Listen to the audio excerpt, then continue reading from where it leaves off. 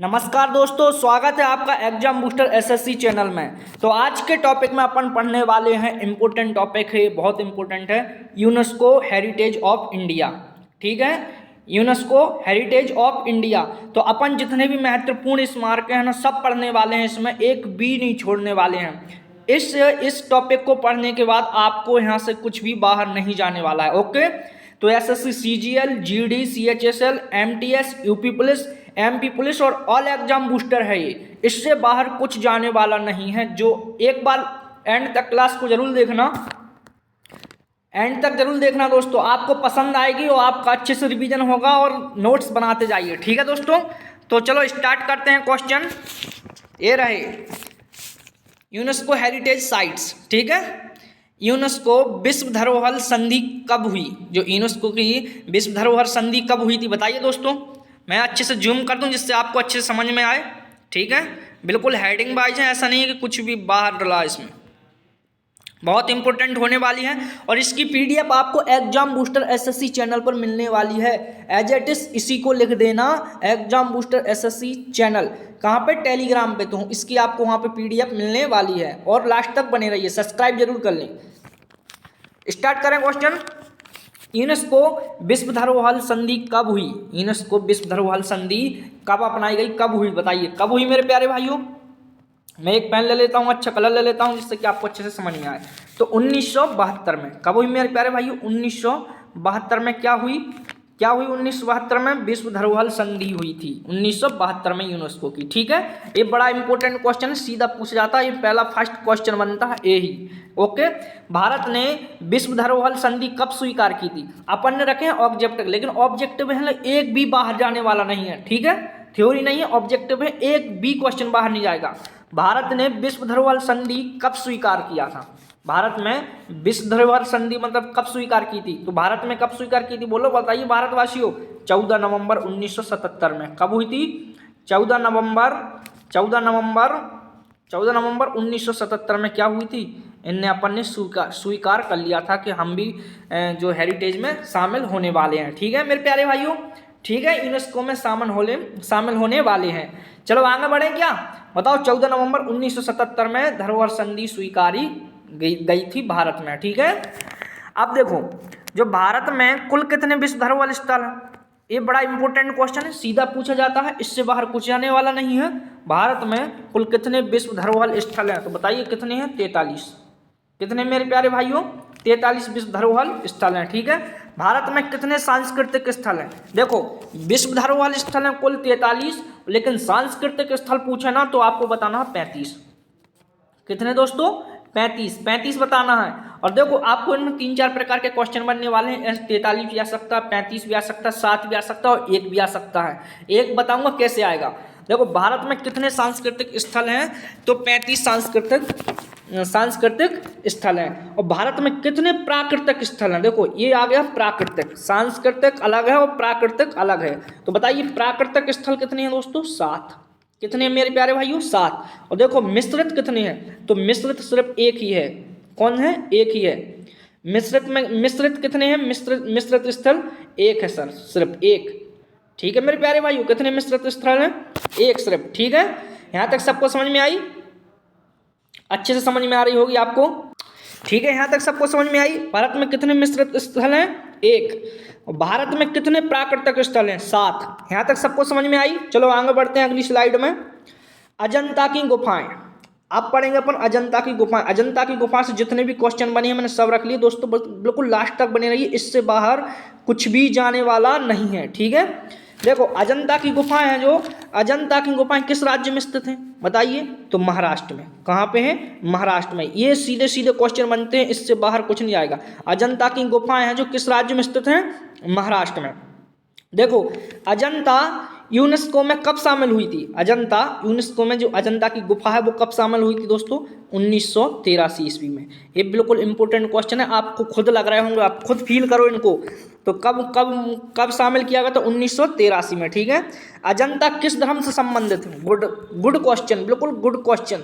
ये क्वेश्चन है ना, इतना कंफ्यूज करता है बच्चों को भाई। वो ये भी याद कर लेता कि महाराष्ट्र में, लेकिन वो सन भी याद कर लेगा 1983 में, लेकिन जब वो धर्म की बात आती है तो बच्चे कंफ्यूज हो जाते हैं कि उसमें जैन बौद्ध कुछ भी धर्म आ सकता है। तो अजंता की लेकिन अपन किस धर्म से संबंधित है? बौद्ध धर्म से, ठीक है। इतनी आपको याद रखना है। बताइए अजंता किस धर्म से संबंधित है? बौद्ध धर्म से।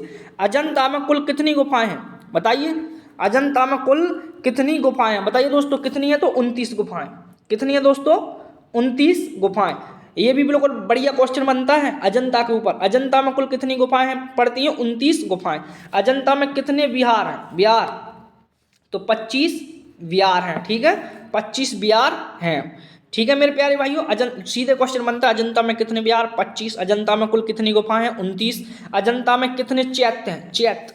अजंता में कितने चैत्य हैं? बताइए कितने चैत्य हैं? तो चैत्य लगे अगली स्लाइड में, ठीक है। अजंता में कितने चैत्य हैं मेरे प्यारे भैया? ये देखो अगली स्लाइड में।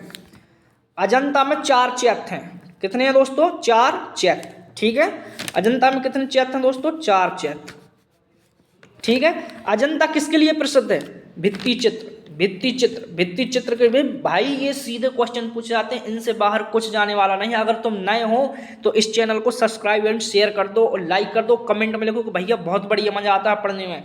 और एक बात और, ऐसे ही मैंने इसके बहुत टॉपिक रखे हैं, आप इस चैनल पर जाइए, एक एक टॉपिक डले हैं और इतने इंपॉर्टेंट टॉपिक जो तुम पढ़ लोगे ना तो जीएस में कम से कम 20 में से आप 15-16 क्वेश्चन ऐसे बना के ले जाओगे।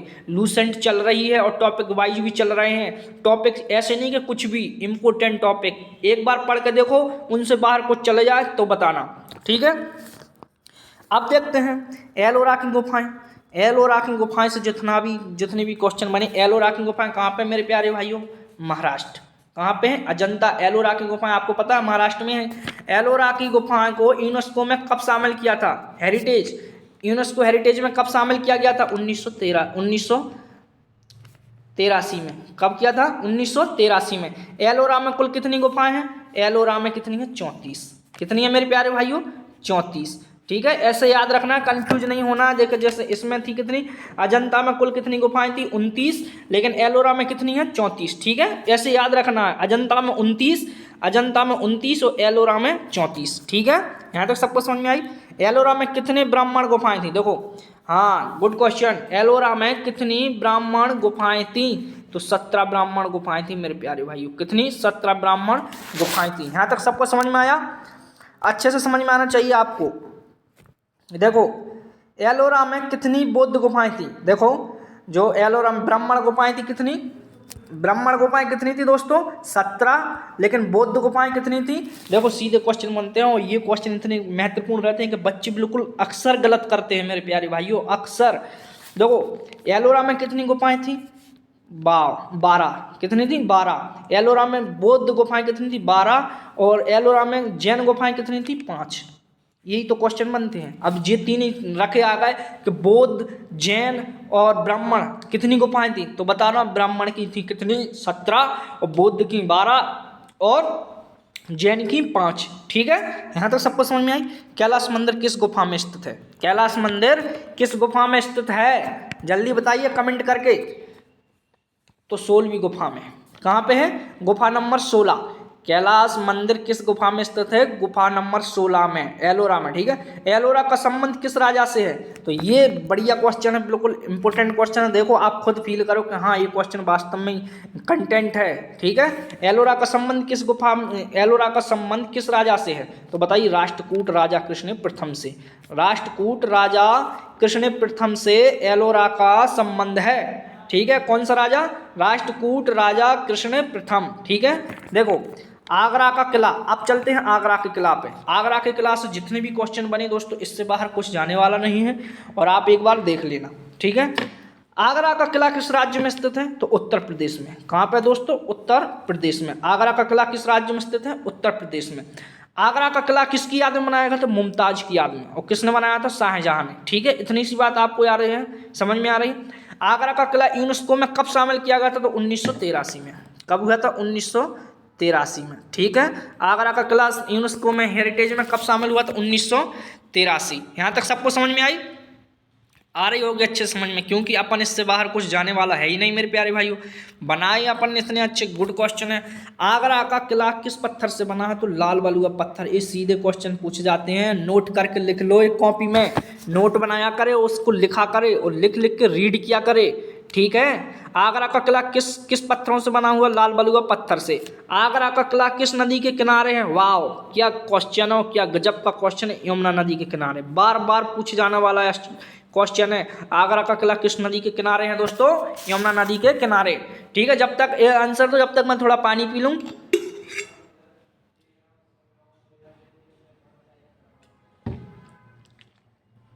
आगरा का किला किस काल का है बताइए? पानी पी रहा हूं, जब तक आंसर दो, कमेंट करो।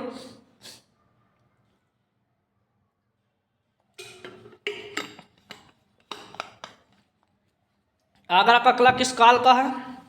मुगल काल का। किस काल का मेरे प्यारे भाइयों? मुगल काल का। ठीक है, आगरा का किला किस काल का दोस्तों? मुगल काल का। यहाँ तक तो सबको समझ में आई।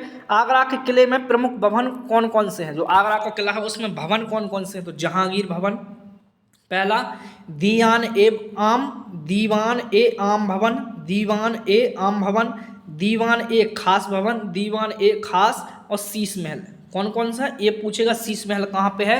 तो आगरा के किले में प्रमुख भवन है शीश महल। और जहांगीर महल तो तुम समझ सकते हो कि भैया आगरा ही में होगा। दीवान ए आम और दीवान ए खास, इनमें ज़्यादा कन्फ्यूज होते हैं। तो दीवान ए आम कहाँ पे है? आगरा में। और दीवान ए खास भी कहाँ पे है? आगरा में। यहाँ तक सबको समझ में आ गई होगी उम्मीद है। आगे बढ़ें क्या? बताइए दोस्तों, आगे बढ़ते हैं। चलो चलो आगे बढ़ते हैं, आगे बढ़ते हैं। तो आगे अपन आगे बढ़ते हैं। एक मिनट, क्या मुझे ऐसा लगता है कि ये क्वेश्चन रिपीट है? चलो पढ़ते हैं, अगर रिपीट भी होंगे तो आपको अच्छे से रिवीजन होने वाला है। मुझे लगता है रिपीट ही है। देखो, ताजमहल सांस्कृतिक, ताजमहल की सांस्कृतिक नहीं है, रिपीट नहीं है। ताजमहल पे आ गए अपन। आगरा का ताजमहल कहाँ पे है? ठीक है, ताजमहल कहाँ पे? आगरा में। सांस्कृतिक आगरा कब हेरिटेज में कब रखा गया था? 1983 में। ये तो अपन ने पढ़ ही लिया। ठीक है, ताजमहल किस शहर में स्थित है? आगरा, उत्तर प्रदेश में। ताजमहल यूनेस्को में कब रखा गया था? ये लिखा। ठीक है, ताजमहल किस नदी के तट पे? यमुना नदी के तट पे। यहाँ तक तो सबको समझ में आ रही? क्या रिपीट हो गया क्वेश्चन? देखो, ताजमहल किस पत्थर से निर्मित है? सफेद संगमरमर। ताजमहल किस पत्थर से निर्मित है? तो बताओ, सफेद संगमरमर से। तो ताजमहल है वो किस पत्थर से निर्मित है? सफेद संगमरमर। ठीक है, ताजमहल का देखो सफ़ेद संगमरमर, इसलिए तो इसका जो कलर है ना, इसका कलर मतलब ज़्यादा ख़राब नहीं होता, चाहे ऐसा पानी बरसे चाहे ऐसी धूप पड़ती रहे, लेकिन जो इसका जो सफ़ेद संगमरमर है वो एकदम बिल्कुल चमकती रहती है, इसलिए इस पर बहुत चमक है। ठीक है, ताजमहल का डिजाइन किसने तैयार किया था? हाँ, देखो उस्ताद अहमद लाहौरी। जो ताजमहल का डिजाइन बनाया गया था तो किसने बनाया था? उस्ताद अहमद लाहौरी। ये बड़ा इंपॉर्टेंट क्वेश्चन है, इसको नोट कर लीजिए, मैंने बोल दिया ये आने वाला है। ठीक है, अब चलते हैं कोणार्क की ओर। कोणार्क का सूर्य मंदिर कहाँ पे है? उड़ीसा में। और अपन चलते हैं कोणार्क की ओर। कोणार्क का सूर्य मंदिर आपको पता है, यहाँ से क्वेश्चन कहीं बाहर जाने वाले नहीं है। कोणार्क का सूर्य मंदिर कहाँ पे है? कोणार्क का सूर्य मंदिर सांस्कृतिक उड़ीसा में है। कहाँ पे और कब हेरिटेज में शामिल हुआ था? 1984 में। यूनेस्को हेरिटेज में कब शामिल हुआ था दोस्तों? 1984 में। ठीक है, कोणार्क का सूर्य मंदिर किस राज्य में स्थित है? तो ये तो अपन ने पढ़ लिया, उड़ीसा में। ये तो अपन ने पहले 10 रुपए के नोट पे छपा है ना, कोणार्क का सूर्य मंदिर, शायद 10 रुपए के नोट पे है ना। कोणार्क के सूर्य मंदिर का निर्माण किस राजा ने करवाया था? कोणार्क के सूर्य मंदिर का निर्माण करवाया था नरसिंह देव प्रथम ने। किसने? नरसिंह देव प्रथम ने कोणार्क का सूर्य मंदिर का निर्माण करवाया था। ठीक है, ठीक है मेरे प्यारे भाइयों, देखो कोणार्क मंदिर का निर्माण किस वंश के समय हुआ था? जो कोणार्क मंदिर का निर्माण है, कोणार्क मंदिर का निर्माण है वो किस वंश के समय हुआ था? बताइए। तो गंग वंश। किस वंश के समय हुआ था मेरे प्यारे भाइयों? गंग वंश के। यह मंदिर किस देवता को समर्पित है? तो यह मंदिर, अब तो देखो कोणार्क मतलब एक सूर्य भगवान किसी आकृति का रहता है, ये परमेश्वर इस चक्र रहता है, इस प्रकार से कोणार्क का सूर्य मंदिर मतलब सूर्य भगवान की तरह रहता है। तो कोणार्क का सूर्य मंदिर किस देवता को समर्पित है? सूर्य देवता को, ठीक है, सूर्य देव को। कोणार्क का मंदिर किसने निर्माण करवाया था? तो गंगवंश ने। किस वंश ने करवाया था? गंगवंश ने। और नरसिंह देव प्रथम ने इसका निर्माण करवाया था। बिल्कुल अच्छे से याद रखना मेरे प्यारे भाइयों, और इससे बाहर तो कुछ जाने वाला ही नहीं है कोणार्क से, यहीं से क्वेश्चन बनते हैं, ठीक है। अगले क्वेश्चन ये रहे, देखो जो कोणार्क का मंदिर है, कोणार्क का यह मंदिर किस देवता को? सूर्य देव को। मैंने ये तो अपन ने पहले पढ़ लिया, वहाँ पे सूर्य देव को समर्पित है। मंदिर में पत्थर के कितने पहिए हैं? क्या गजब का क्वेश्चन, 24 पहिए लगे हैं। एक क्वेश्चन पूछेगा कोणार्क के सूर्य मंदिर में कितने पहिए हैं, तो 24 पहिए हैं, और 1907 घोड़े हैं, और कितने हैं, सॉरी 7 घोड़े हैं। कितने? 24 पहिए और 7 घोड़े हैं शायद, है ना। कोणार्क सूर्य मंदिर यूनेस्को में कब शामिल हुआ था? 1984 में। ये तो अपन ने पढ़ ही लिया, ठीक है। कब हुआ था? 1984 में। इस मंदिर को यूरोपीय नाविक क्यों कहा गया, मतलब क्यों कहते हैं? यूरोपीय नाविक क्यों कहते हैं? इसे काला पगोड़ा भी बोलते हैं। क्या बोलते हैं? काला पगोड़ा। पगोड़ा, पकौड़ा मत समझ लेना, पगोड़ा, पगोड़ा, काला पगोड़ा बोलते हैं। ऐसा भी क्वेश्चन आ सकता है कि सूर्य जो कोणार्क का सूर्य मंदिर है ना, उसको क्या बोलते हैं? Black pagoda. क्या बोलते हैं? ब्लैक पगोड़ा, काला पगोड़ा। इस मंदिर को यूरोपीय नाविक क्यों क्या कहते हैं? जो यूरोप के नाविक आते हैं ना, यूरोपीय नाविक, उसको ब्लैक पगोड़ा बोलते हैं, ठीक है। ब्लैक पगोड़ा, ब्लैक पकौड़ा मत समझ लेना। महाबलीपुरम के स्मारक समूह, महाबलीपुरम के स्मारक समूह। अब आते हैं महाबलीपुरम पे। सांस्कृतिक महाबलीपुरम कहाँ पे? तमिलनाडु में। इसकी जो कब हुआ था ये शामिल? 1984 में। कब हुआ था मेरे प्यारे भाइयों? 1984 में। महाबलीपुरम कहाँ पे? तमिलनाडु में। यहाँ तक तो सबको समझ में आई? यहाँ तक सबको समझ में आ रही? बहुत अच्छे से आगे चलें। अगले क्वेश्चन ये रहे, देखो इसका निर्माण, जो महाबलीपुरम था ना, इसका निर्माण किसने करवाया था? महाबलीपुरम का निर्माण करवाया था पल्लव राजाओं के द्वारा हुआ था। किसके? पल्लव राजाओं के द्वारा हुआ था दोस्तों। किसके द्वारा हुआ था? पल्लव राजाओं के द्वारा महाबलीपुरम का निर्माण करवाया गया था। ये कहाँ स्थित है? कोरोमंडल तट पे। यहाँ यह स्थल कहाँ स्थित है? कोरोमंडल तट पे। कहाँ पे? कोरोमंडल तट पे। ये सीधे क्वेश्चन पूछे जाते हैं भाइयों, बिल्कुल अच्छे से याद रखना है, और आपको लिख के रहना है, कॉपी में लिखते रहिए भाई। जब तक आप ये जीएस लिखोगे नहीं ना, तो आपको याद होने वाले नहीं है, और इसको बार बार पढ़ना पड़ेगा, क्योंकि जीएस अच्छों की याद नहीं होती है। जीएस को आप लिखो, बार बार रिवीजन करो। एक जैसे आज कुछ पढ़ लिया तो दूसरे दिन उसको रिवीजन कर लो, लेकिन 3-4 दिन मत देखो, लेकिन चौथे दिन फिर रिवीजन कर दो उसी का, तब इसको याद होती है, ठीक है मेरे प्यारे भाइयों। महाबलीपुरम के प्रमुख स्मारक कौन कौन से हैं? महाबलीपुरम के प्रमुख स्मारक कौन कौन से हैं, तो बताइए कौन कौन से हैं? पंचरथ, तट मंदिर, अर्जुन की तपस्या और गुफा मंदिर, जो ये बिल्कुल प्रमुख स्मारक हैं। पंचरथ, तट मंदिर, अर्जुन की तपस्या और गुफा मंदिर, ये महाबली के प्रमुख क्या हैं? स्मारक हैं, ठीक है। महाबलीपुरम यूनेस्को में कब शामिल हुआ था? महाबलीपुरम यूनेस्को में कब शामिल हुआ था? 1984 में। कब हुआ था मेरे प्यारे भाइयों? 1984 में यह शामिल हो गया था। काजीरंगा राष्ट्रीय उद्यान, अब पढ़ते हैं काजीरंगा राष्ट्रीय उद्यान पे आते हैं। काजीरंगा राष्ट्रीय उद्यान प्राकृतिक सांस्कृतिक कहाँ पे? काजीरंगा आपको मैंने बता दिया था, असम में है। कहाँ पे है दोस्तों? असम में है। और एक बात और बोल लूँ, काजीरंगा राष्ट्रीय उद्यान है जो, ये ही मिश्रित क्या है? मिश्रित यूनेस्को हेरिटेज है, ठीक है। इसी को बोलते हैं मिश्रित हेरिटेज, ठीक है। वो एक थी, एक वो जहाँ पे मैंने बताया था कि एक मिश्रित हेरिटेज है, तो यही है काजीरंगा राष्ट्रीय उद्यान प्राकृतिक। कहाँ? 1985 में। इसको कब शामिल किया गया था? 1985 में, ठीक है, ठीक है। महाबलीपुरम को 1984 में। और काजीरंगा किस नदी के स्थान, किस नदी के किनारे है? बताइए किस नदी के किनारे है? तो ये है काजीरंगा ब्रह्मपुत्र नदी के किनारे स्थित है। किस नदी के किनारे? ब्रह्मपुत्र नदी के किनारे, ठीक है। काजीरंगा राष्ट्रीय उद्यान किस नदी के किनारे? ब्रह्मपुत्र नदी के किनारे। काजीरंगा किस जीव के लिए प्रसिद्ध? वाव, एक सींग वाला गैंडा, एक सींग वाला गैंडा। काजीरंगा राष्ट्रीय उद्यान है जो किसके लिए, किस जीव के लिए प्रसिद्ध है? एक सींग वाला गैंडा, ठीक है। यहाँ तक सबको समझ में आई? काजीरंगा को राष्ट्रीय उद्यान कब घोषित किया गया था? काजीरंगा को राष्ट्रीय उद्यान, अपन ने देखो राष्ट्रीय उद्यान में असम वाले अपन ने पढ़ ही लिए, इसका टॉपिक मैंने पढ़ा दिया है ना, राष्ट्रीय उद्यान वाला पूरा टॉपिक डला है। देखो इस चैनल पे जाके 1 पार्ट, 1 पार्ट, दूसरा पार्ट, 2 पार्ट डले हैं, और भी कराना है, और भी कराएंगे अभी, ठीक है। काजीरंगा राष्ट्रीय उद्यान कब घोषित किया गया था? 1974 में। कब घोषित किया गया मेरे प्यारे भाई? 1974 में। ठीक है, यहाँ तक सबको समझ में आई। काजीरंगा राष्ट्रीय उद्यान को कब घोषित किया गया था? 1974 में। कहाँ पे? असम में। और ये मिश्रित हेरिटेज है एक। काजीरंगा को आरक्षित वन कब घोषित किया गया था? आरक्षित वन कब घोषित किया गया था? 1908 में। कब घोषित किया गया था? देखो काजीरंगा को अपन ने घोर के पी लिया। ये तो और कभी तुम्हारे में आ जाए ना तो इसको तुम मिस मत करना भाई, ये तो तुमको याद हो जाना ही चाहिए। इसमें मैंने अपन ने राष्ट्रीय उद्यानों में पढ़ लिया, यहाँ भी पढ़ लिया और आगे भी पढ़ रहे हैं। देखो काजीरंगा, फिर काजीरंगा, लेकिन काजीरंगा तो पढ़ रहे हैं ना। काजीरंगा यूनेस्को में कब शामिल हुआ? तो 1985 में। कब हुआ था? 1985 में काजीरंगा यूनेस्को में शामिल हुआ था। कहाँ पे है? असम में। ठीक है, अब चलते हैं मानस वन्यजीव अभ्यारण्य। मानस वन्यजीव अभ्यारण्य कहाँ पे? असम में है। कहाँ पे मेरे प्यारे भाइयों? असम में। कब शामिल किया गया था? 1985 में।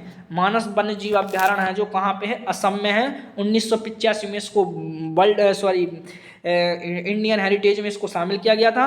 और मानस वन्यजीव अभ्यारण्य किस राज्य में स्थित है? तो असम में, है ना। असम में राष्ट्रीय उद्यान अपन ने पढ़ा ही था। तो ऐसे ही आपको बिल्कुल घुटते घुटते याद हो रहे होंगे भैया। रिवीजन में भी बहुत मजा आ रहा होगा। जिसने पढ़े हैं उनको तो बहुत आनंद आने वाला है मेरे प्यारे भाइयों। देखो जो मानस वन्यजीव अभ्यारण्य है, मानस वन्यजीव अभ्यारण्य है ना, वो कहाँ पे? असम में है। 1985 में इसको यूनेस्को हेरिटेज में इसको शामिल किया गया था। मानस वन्यजीव अभ्यारण्य किस राज्य में स्थित है? असम में। ठीक है, मानस वन्यजीव अभ्यारण्य किस नदी पे है? किस नदी के किनारे है? मानस नदी के किनारे। कहाँ पे है मेरे प्यारे भाइयों? मानस नदी के किनारे है। मानस अभ्यारण्य किस नदी के किनारे स्थित है? मानस नदी के किनारे। ऐसे याद रखना, मानस अभ्यारण्य मानस नदी के किनारे है। ठीक है, मानस से मानस, मानस से मानस। यह अभ्यारण्य किसके लिए प्रसिद्ध है? बाघ और जंगली भैंसा। किसके लिए प्रसिद्ध है मेरे प्यारे भाइयों? बाघ और जंगली भैंसा। बाघ और जंगली भैंसा। यह अभ्यारण्य किसके लिए प्रसिद्ध? बाघ और जंगली भैंसा। मानव वन्यजीव अभ्यारण्य यूनेस्को में कब शामिल हुआ था? 1985 में। मानस वन्यजीव जो अभ्यारण्य है 1985 में क्या हुआ था? शामिल हुआ था। ठीक है, यहाँ तक सबको समझ में आई। मानस वन्यजीव अभ्यारण्य यूनेस्को में कब शामिल हुआ था? 1985 में। चलो तो अपनी ये लास्ट स्लाइड थी दोस्तों। आपको उम्मीद है कि ये क्लास बहुत अच्छी लगी होगी। तो अपना चैनल क्या है? एग्जाम बूस्टर एसएससी चैनल है। तो आपको पीडीएफ ये सर्च कर लेना वहाँ पे जाके टेलीग्राम पे। कहाँ पे? टेलीग्राम पे करना exam booster SSC channel, capital डालना, तो सब आपको वहाँ पे मिलने वाली है। तो लाइक एंड सब्सक्राइब करें ज़रूर। Thank you so much. आपको रिवीजन करने में बहुत हेल्पफुल रही होगी ये क्लास। और लाइक करें और अपने परिवार से जुड़े रहें। So thank you so much.